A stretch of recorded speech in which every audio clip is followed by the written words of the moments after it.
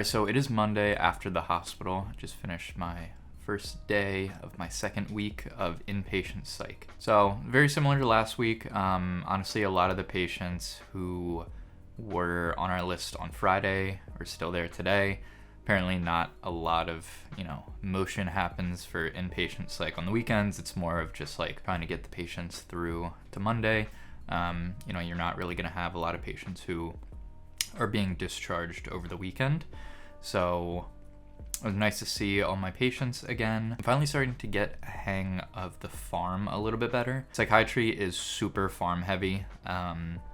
We learned some of the farm in like FM, IM, a little bit in neuro, but it is very apparent that, psychiatrists really know their drugs. Even things that are in the same class, they have some different nuances and, contraindications that you always have to be aware of. And another big thing with pharm and psych is a lot of the drugs have like sort of secondary effects that you can use to your advantage. Certain antipsychotics can be sedating. So if someone is psychotic and they also have insomnia, you might pick one over the other to help them sleep at night, that kind of thing. And one thing that isn't exclusive to psych, but it has become more apparent just because it's so farm heavy, is trying to learn all the brand medication names. In preclinical and on all of our shelf exams, it's always like the generic name, but pretty much everyone uses the brand name in an actual clinical setting. So it's always hard to, hear Ativan and being like, okay, I think I remember that's a benzodiazepine, but like what specific one? Because, all of these things have different side effects and indications. So, being able to translate the brand name to the generic, because that's kind of how we learned it, is really important. And I'm finally starting to get there, but it's a process.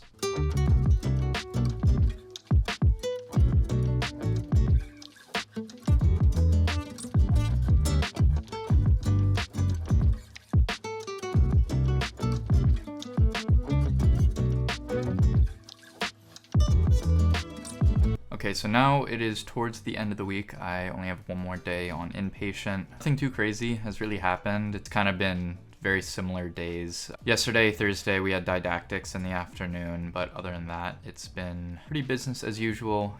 We have discharged some patients. We've gotten a few new ones. While I was super sort of interested and excited about psych at the beginning of last week, just because I'd never really seen it, I'd never experienced it.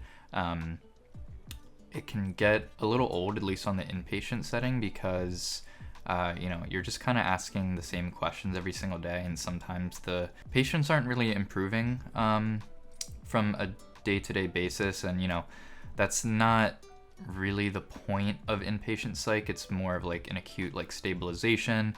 And, with a lot of psychiatric illnesses, they do take a very long time to improve. So sometimes you just don't really see it on the inpatient setting.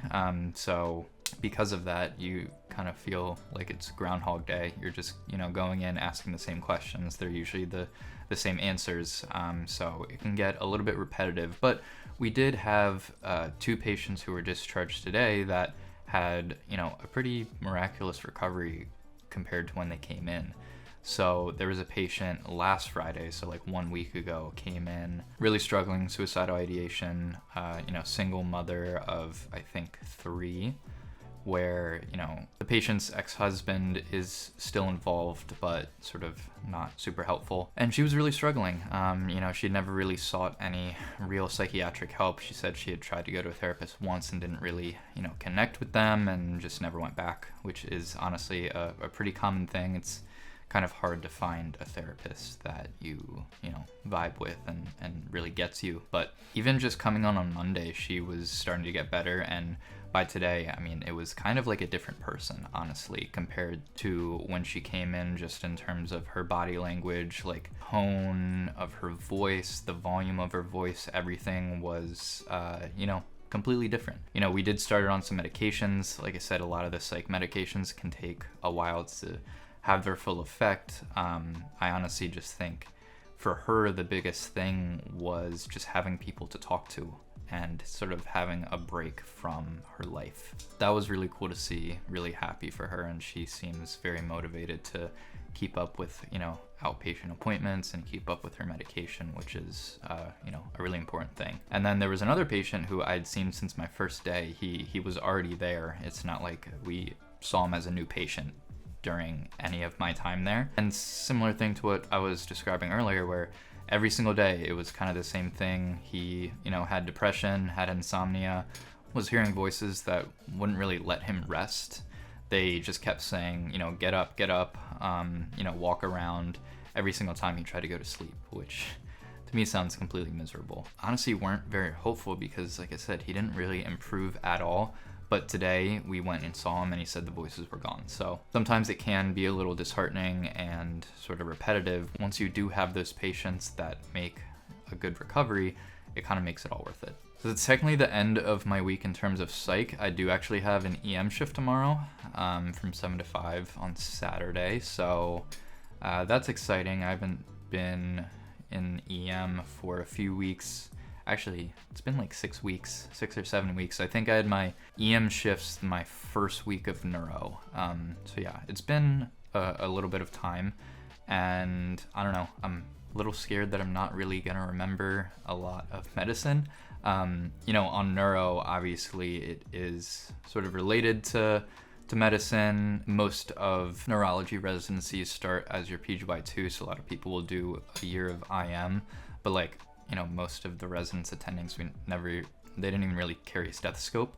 They really are just focused on neurology. And then obviously I've had 2 weeks of inpatient psych where every single patient we've seen is pretty much cleared medically. So, we really haven't been following up on any sort of medical things. So it'll be interesting to go back into that setting and just hope I remember how to do medicine.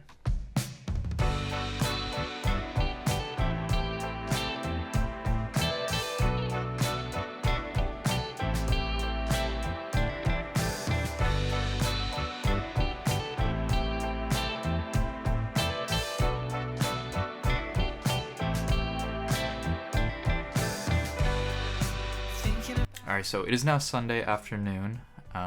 Just got back from my run a little bit ago. Very nice out. I guess the only other thing in the week I haven't talked about was my EM shift yesterday. It went very well. Honestly, the more EM shifts I have, the more I enjoy it. The fact that I've done, I think yesterday was my 9th, so I certainly have a lot of experience, and I've gone through most of the more general specialties like IM, FM surgery, went through neurology, which is honestly very important for EM. I feel like I have a pretty good grasp on a lot of the common and more dangerous pathologies that you see, and since I've done a whole bunch of shifts, I feel a lot more comfortable now in the emergency room. So yeah, for my past 3 shifts that I've done, I have really enjoyed it. I felt like I've done well. I've connected with the attendings. I was with a new attending yesterday, but there was another attending working there who I've done 2 shifts with. So even though I wasn't directly working with him, he was still involving me in a lot of the teaching that he was doing for the other student. Me, the other student, and then the 2 attendings, we were all just sitting in this little room. That's where all the doctors sit. So it was a nice environment. The 2 physicians were a little bit older, but he said that they'd worked together for 30 years. So they're very comfortable with each other, bouncing ideas, talking about cases together. You could tell that they clearly really enjoyed teaching. So it was just a really good environment. Learned a lot. Like I said, felt like I had a good grasp on most of the patients that we saw. It is unfortunate how my school does EM, where it's kind of spread out throughout all of our clerkships. I feel like if I had one dedicated sort of 4 to 6 week EM block, EM would be very high up on my potential specialty list. But yeah, all in all, it went well. It's always unfortunate to have a Saturday shift because it means you just have one less day the weekend, but it's nice when you actually enjoy what you're doing. So that's kind of it for inpatient. I am done. My next week is EPS, which is Emergency Psychiatric Services. So it's actually kind of nice that I'm going right from inpatient to EPS because they work very closely together. EPS, the main point of it is to determine what patients need to go into a psychiatric unit. I'll kind of be seeing the other side of the inpatient where, the patients that we saw were already kind of screened and determined that they need inpatient psychiatric services. So now I get to see what the EPS role is and what sort of factors into those decisions. The other good thing, I'm going to be at a different hospital that is much closer. That is where my last 4 weeks of the rotation are. It's like 15 minutes away instead of 30. So that is going to be a nice change. Alright, well that is going to do it for today's video. If you enjoyed, please be sure to leave a like below and subscribe if you want to see videos like this in the future. Thanks, and I'll see you in the next one.